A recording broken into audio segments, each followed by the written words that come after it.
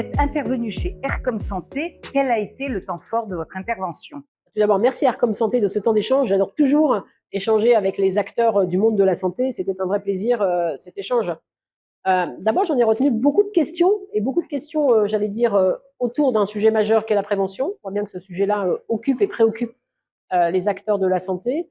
Des questions sur la soutenabilité aussi de notre système de santé, en fait, des questions qui occupent le quotidien de chacune et de chacun d'entre nous qui s'occupent du système de la santé, mais en tout cas un échange convivial et des questions très constructives sur l'avenir de notre système de santé.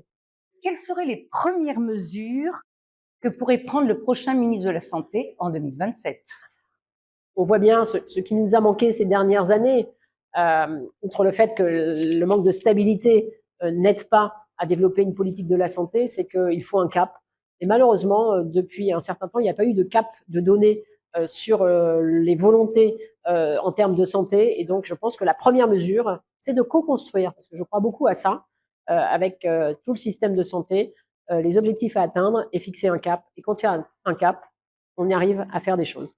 La troisième question traditionnelle, si vous pouviez partager avec nous un mot important pour vous qui commence par R, ce serait R comme résilience.